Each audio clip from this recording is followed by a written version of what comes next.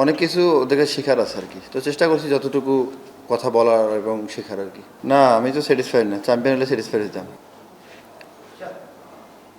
আপনি একটু মিডিয়া বিমুখ, মানে মিডিয়ার সঙ্গে তেমন ইন্টারাকশনটা হয় না বা মিডিয়ার সাথে তেমন কথাবার্তা হয় না। যাওয়ার আগে অস্ট্রেলিয়া যাওয়ার আগে বলে গিয়েছিল মানে কথা বলতে চাননি, তো ফিরে আসেন, পুরো মানে অস্ট্রেলিয়ার এক্সপিরিয়েন্সটা কেমন ছিল আর পার্টিকুলার কি কি জিনিস ডিফারেন্স দেখলেন অস্ট্রেলিয়ার সঙ্গে বাংলাদেশের ক্রিকেট বা সাবকন্টিনেন্টের কালচারের সঙ্গে? না আসলে এত কিছু জিনিস তো 2 মাসের জিনিস একদিনে বলা সম্ভব না, আস্তে ধীরে সব জানবেন ইনশাল্লাহ। কিছু যদি বলতেন পার্টিকুলার জানার। না, অবশ্যই আপনারাও তো জানেন যে কন্ডিশন দুইটা ডিফারেন্ট ডিফারেন্ট কন্ডিশন, বাংলাদেশ এবং অস্ট্রেলিয়া। তো এই থেকে যদি বলি সব কিছু মিলে পরিবেশ থেকে শুরু করে একদম খেলার খেলার যে পরিবেশ ওদের ডিফারেন্ট লেভেলের আর কি। আমার মনে হয় এর চেয়ে আর বড় লেভেল নাই আর কি, এতটুকু। ওখানে খেলেছেন, মানে আপনি ছবি পোস্ট করেছেন, সেটা ব্রেটলি ছিল বা লিজেন্ডদের সাথে, তার সাথে কি কথা হয়েছে এবং এটা কাজে লাগবে কিনা আপনার ক্যারিয়ারে? আসলে ছবি আমিও তুলতে চাই নাই, তো আমি বোলিং করতেছিলাম, ওনারা আর কি ডাকছিল আর কি যে এদিকে আসো। তো আমি এমনি কথা বলতেছিলাম যে এইরকম তোরা অনেক অনেক ফ্রেন্ডলি এবং অনেক অনেক কিছু ওদেরকে শেখার আছে আর কি, তো চেষ্টা করছি যতটুকু কথা বলার এবং শেখার আর কি। ওভার হারিগেন্সে যাওয়ার পেছনে কি পন্টিং এর একটা ইনফ্লুয়েন্স ছিল? মানে আমরা এরকম একটা কথা শুনেছিলাম, পন্টিং এর সঙ্গে আপনার দেখা হয়েছে, মানে আলাদা করে পন্টিং এর সঙ্গে কোনো কথা হয়েছে কিনা বা উনি কোনো সাজেশন দিয়েছেন কিনা বা কিছু বলেছেন? আসলে প্রতিদিন তো দেখা হয়, যেহেতু এক টিমেই করে, তো টুকটাক কথা হয়েছে এবং অনেকগুলা কথা শেয়ার হয়েছে, তো এতটুকুই আর কি। ঋষাদ, আপনি তো বিপিএল এ খেলছেন, এখানেও আপনার আইপিতে গেলেন, কিন্তু কালচারাল ডিফারেন্স তো আছেই। আসলে খেলার কোয়ালিটি ডিফারেন্স অনেক বেশি হাই বাংলাদেশ থেকে। আদার স্টেট আপনাদের ফ্যাসিলিটি যে আমরা এখানে অনেক রকমই থাকে, কথা হয়, ওখানে কেমন দেখলেন? মানে ফ্যাসিলিটি বলতে অর্থনৈতিক থেকে যে হোটেল মেটার থেকে শুরু করে ওখানে কিভাবে কি করতেন আপনারা, লিড করতেন? আসলে এগুলো তো সবাই জানে যে ওরা ডিফারেন্ট লেভেলের সব কিছুই আর কি। তো ওগুলো চিন্তা করলে আমাদের তো এত কিছু হবে না। তো আমাদের যদি চিন্তা করি যে খেলার যে পরিবেশটা, আমার মনে হয় এটা ওদের চেয়ে আমাদের আরেকটু মানে ডেভেলপ করা সম্ভব আর কি। তো আমার মনে হয় এতটুকুই আপাতত। এবং যদি বলেন যে হোটেল থেকে শুরু করে সব কিছু, এটা হচ্ছে বলা ডিফিকাল্ট, এটা এক এক টিমের এক এক রকম পরিবেশ। তো আমার মনে হয় বাংলাদেশও খারাপ না।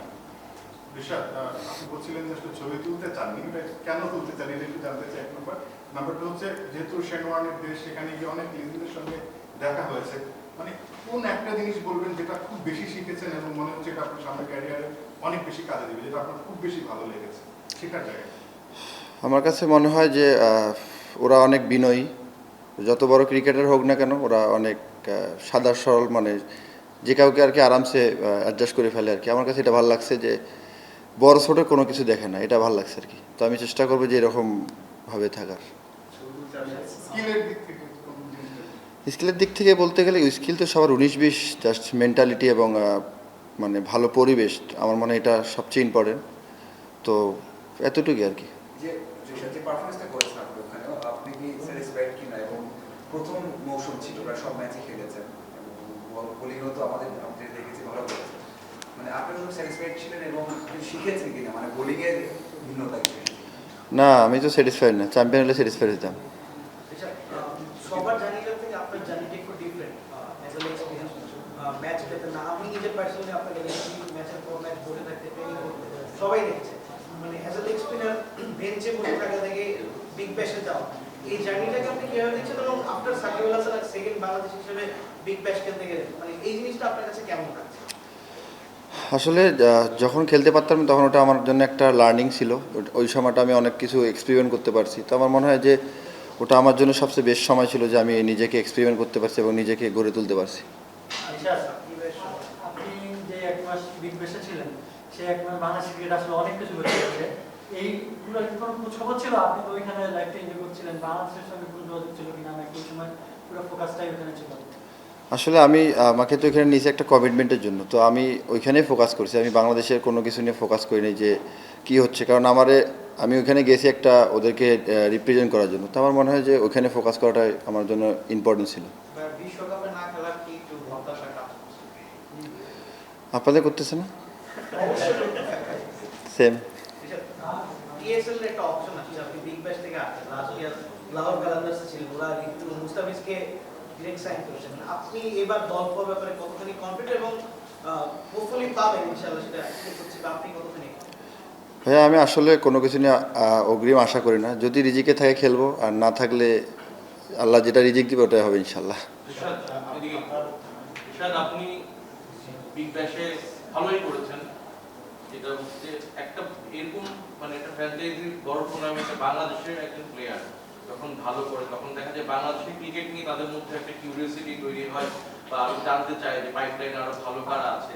তো এরকম ওদের এন্ডের থেকে মানে কোনো প্লেয়ার্স এজেন্ট কিংবা অন্য আপনার ফ্র্যাঞ্চাইজির টিমমেট যারা কেউ, ওরা অন্য কোনো প্লেয়ার সম্পর্কে আগ্রহ প্রকাশ করেছে কিনা, বা আপনি মনে করেন কিনা আপনার পারফরমেন্স নেক্সটে আরো অনেক একটা অপরচুনিটি ক্রিয়েট করে দিবে ফিউচার ফ্র্যাঞ্চাইজি ক্রিকেট? না অবশ্যই ওরা জিজ্ঞাসা করতেছিল যে বাংলাদেশের তো অনেক ট্যালেন্টেড প্লেয়ার আছে, তো ওরা জিজ্ঞেস করে যে ওরা বাইরে খেলে না কেন এরকম। তো আমি বলতেছি যে অবশ্যই খেলবে, এখন সুযোগ আসলে অবশ্যই খেলবে। তো ওরা অনেক আগ্রহী যে যদি ওই সুযোগটা দিতে পারে আর কি, আমার মনে হয়। আপনার ব্যাটিংটা নিয়ে, বোলিংটা নিয়ে তো কাজ করবেন বা করেছেন এখানে, ব্যাটিংটা নিয়ে আলাদা কি শিখলেন, যে ওখানে ব্যাটিং ফ্রেন্ডলি থাকে কিনা বা ব্যাটসম্যান টিমসগুলো আসে? আর সেকেন্ড বিষয়টা হলো যে এই বিজনেস খেলার পরে আপনার নিজের কোন জায়গাটা আসলে ওইখানে তো বেশি ম্যাচে ব্যাটিং করার সুযোগ হয়নি, তো চেষ্টা করছি যে প্র্যাকটিসে যতটুকু নিজেকে রেডি রাখা যায়, যখন সুযোগ আসে কাজে লাগা। আর ইমপ্রুভের জায়গা বলতে গেলে ভাইয়া, ইমপ্রুভের জায়গা ইনশাল্লাহ মাঠে চেষ্টা করবো দেওয়ার, সব কিছু তো আর সব কিছু সামনে বলার উচিত না আর কি।